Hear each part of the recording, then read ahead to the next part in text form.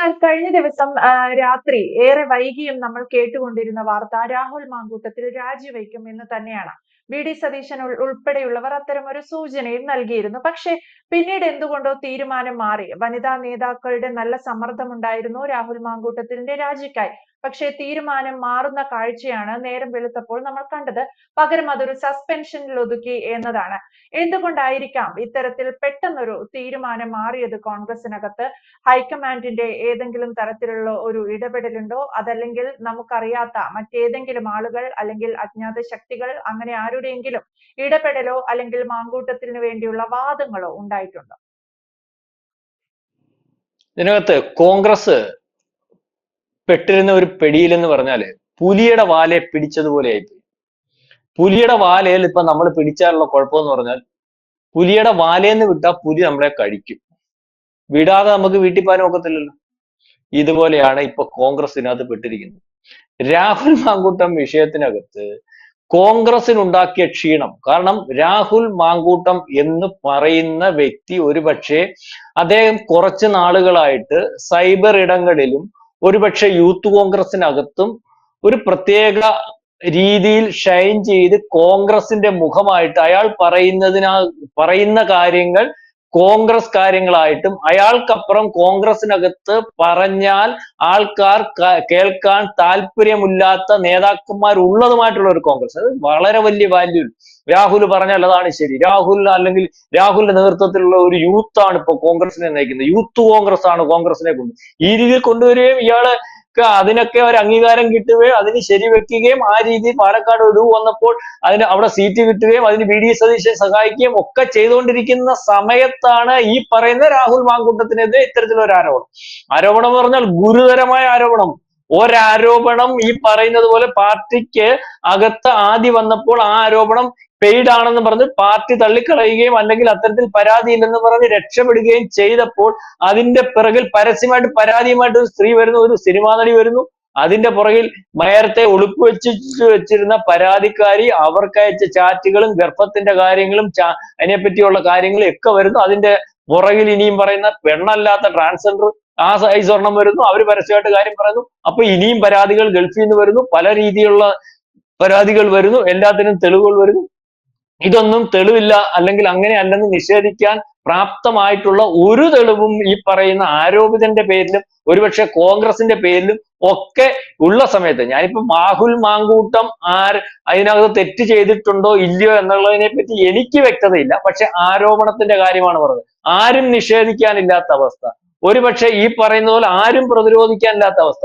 ഈ അവസരത്തിൽ ആ കോൺഗ്രസ് പാർട്ടിക്ക് രക്ഷപ്പെടുന്നതിന് വേണ്ടി അതിനകത്തുനിന്ന് അയാളെ ഉത്തരവാദിത്വം നിങ്ങൾ ഒഴിവാക്കണമെന്ന് ഉത്തരവാദിത്വത്തിൽ നിന്ന് ഒഴിവാക്കി അതിനുശേഷം ഈ പറയുന്ന MLA സ്ഥാനത്തു നിന്ന് ഒഴിവാക്കണം എന്ന് പറഞ്ഞ് പ്രതിപക്ഷവും BJPയും ഇതിന്റെ പുറകിൽ നിന്നപ്പോൾ അതിനകത്തു നിന്ന് ഒഴിവാക്കുന്ന ഒരവസ്ഥയിലേക്ക് അല്ലെങ്കിൽ അത് അടുത്ത ഇലക്ഷന് വരെയും ഈ സാധനം കൊണ്ടുപോകും അല്ലെങ്കിൽ ഈ ഒരു MLA ചൂണ്ടിക്കാണിച്ച് ഈ ഒരു വിഷയം മങ്ങാതെ പൊടി തട്ടാതെ കൊണ്ടുപോയിട്ട് അടുത്ത ഇലക്ഷന് കോൺഗ്രസിനെ നിഗ്രഹിക്കാൻ ഇത് ഉപയോഗിക്കും. അതിന് പ്രതിപക്ഷമായിട്ടുള്ള അല്ലെങ്കിൽ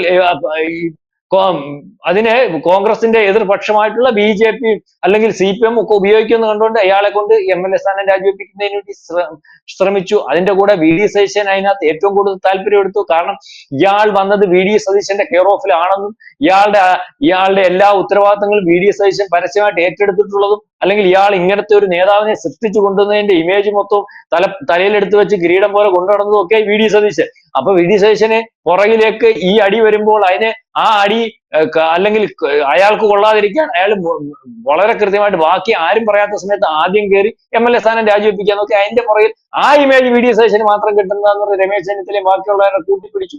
ഏറ്റവും അവസാനം MLA സ്ഥാനം രാജിവെപ്പിക്കാൻ പറ്റാത്ത ഒരവസ്ഥയിലേക്ക് കാര്യങ്ങൾ നീങ്ങി എന്ന് പറഞ്ഞാൽ അതിന്റെ പുറകിൽ ഒരു ഹൈക്കമാൻഡും അല്ല അല്ലെങ്കിൽ ഒരു രാഹുൽ ഗാന്ധിയും അല്ല, കോൺഗ്രസിന്റെ ഗതികേടാണ്. കോൺഗ്രസിന്റെ ഗതികേടെന്ന് പറഞ്ഞാൽ BJP ആണ് അതിന്റെ പുറകിൽ. നമ്മൾ മനസ്സിലാക്കേണ്ടത് BJP ഒരു നിപ്പങ്ങ് നിൽക്കുകയാണ്. അവർക്കറിയാം അവിടുത്തെ അവസ്ഥ. പാലക്കാട്ടെ ഒരു അവസ്ഥ അറിയാമല്ലോ. BJPക്ക് ഏറ്റവും കൂടുതൽ സ്വാധീനമുള്ള ഒരു സ്ഥലം. വേണമെങ്കിൽ ജയിക്കാം അല്ലെങ്കിൽ പല നാളുകളായിട്ട് രണ്ടാം സ്ഥാനത്ത് നിൽക്കുന്ന ഒരു സ്ഥലം, വളരെ വിദൂരതയിൽ മാത്രം ഒരു പക്ഷേ CPM ഉള്ളിടം. അന്തരം വളരെ കൂടുതൽ. ഒന്നാമനും രണ്ടാമനും തമ്മിലുള്ള അന്തരം നേരിയതും രണ്ടാമനും മൂന്നാമനും തമ്മിലുള്ള അന്തരം വളരെ കൂടുതലുള്ളതുമായിട്ടുള്ള ഒരു സ്ഥലത്ത് ഒരു ബൈ ഇലക്ഷൻ ഈ 9 മാസമുള്ളിടത്ത് 6 മാസത്തിനകത്ത് വരും. ഒരുപക്ഷെ BJP അവിടെ ബൈ ഇലക്ഷൻ കൊണ്ടുവരുന്നതിന് വേണ്ടി ശ്രമിക്കും. അവിടെ BJP കാൻഡിഡേറ്റ് ജയിക്കും. 100% അവിടെ ആരെ നിർത്തിയാലും, രാഹുലിനെ മത്സരിപ്പിക്കാൻ ഒക്കത്തില്ലല്ലോ, രാഹുലിനെ മാറ്റി നിർത്തി വേറെ ആരെ മത്സരിപ്പിച്ചാലും ഈ ഒരു ഇമേജിൽ അവിടെ BJP ജയിക്കുന്ന ഒരു അവസ്ഥയിലേക്ക് കാര്യങ്ങൾ പോകും. ഇതിനകത്ത് രാഹുലിനെ നിർത്തി ഡാമേജ് ആകുന്ന കോൺഗ്രസിനെക്കാട്ടിൽ ഈ ഒരു BJPയുടെ ജയത്തോടുകൂടി അവിടെ കോൺഗ്രസിന് ഡാമേജ് വരും. ഒരുപക്ഷെ ഈ ഒരു കാരണം വീണ്ടും വരും. BJPയെ കേരളത്തിൽ ഒരു MLA പോലും ഇല്ലാത്തിടത്ത് കൊണ്ടുവരാൻ സഹായിച്ച ഈ പറയുന്ന പാർട്ടി എന്നുള്ള രീതിയിൽ CPM കോൺഗ്രസിനെ കുറ്റം പറയും. അല്ലെങ്കിൽ ഇത്തരത്തിൽ ഒരു സ്ഥാനാർത്ഥിയെ നിർത്താൻ ഇല്ലാത്ത രീതിയിലേക്ക് കാര്യങ്ങൾ പോവുകയാണ്. പാലക്കാട് എത്ര പ്രാവശ്യം ആരെ മത്സരിപ്പിക്കും? പാലക്കാട് സീറ്റ് കിട്ടിയില്ല എന്ന് പറഞ്ഞു നിൽക്കുന്ന സന്ദീപ് വാര്യർ അവിടെ ഒരുങ്ങി ചന്തിയും തുറച്ച് നിൽക്കുന്നുണ്ട്. അദ്ദേഹം പൊടിയൊക്കെ തട്ടിക്കളഞ്ഞ് നിൽക്കുന്നുണ്ട്. സീറ്റ് കിട്ടിയിട്ടില്ല, ഇങ്ങനെ ആഞ്ഞാഞ്ഞ് നിൽക്കുകയാണ്. അയാളെ നിർത്തി അവിടെ ജയിക്കൂ? വേറെ ആരെ നിർത്തി അലിഗേഷനകത്ത് മാന്യമായിട്ടുള്ള ആരെങ്കിലും ഇവിടെ മത്സരിക്കാൻ നിൽക്കുവോ? പഴയ MP ഷാഫി പറമ്പിൽ തിരിച്ചു വന്ന് അവിടുത്തെ മത്സരിക്കുന്ന ഒരു അവസ്ഥയെന്ന് ആലോചിച്ച് നോക്കിയേ. ഷാഫി എടുത്ത് ചോദിക്കുന്നില്ലേ, നിങ്ങൾ എന്തിനാ അവിടുന്ന് പോയത്?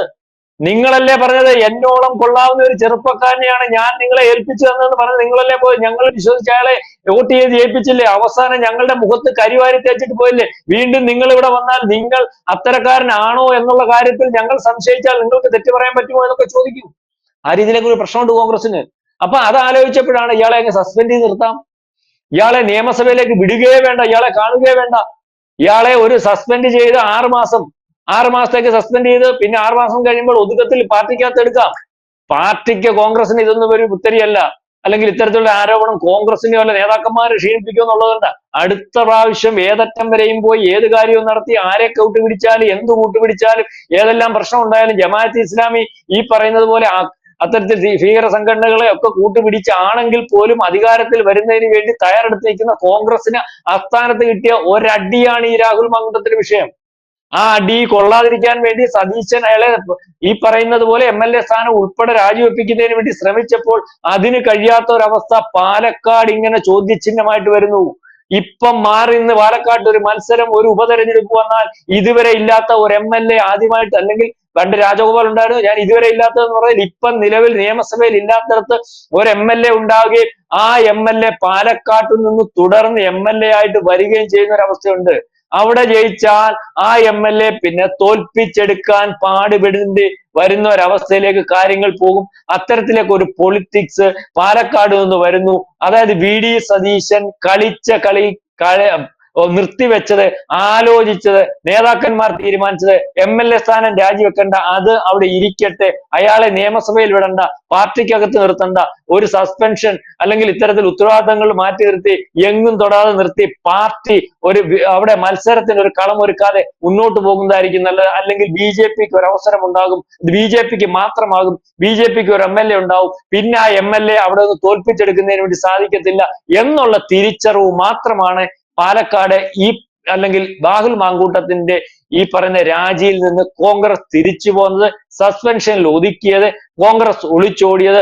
അതിന് കാരണം വേറെ ആരുമല്ല, ഒരു ഹൈക്കമാൻഡുമല്ല. എല്ലാരും തീരുമാനിച്ചു.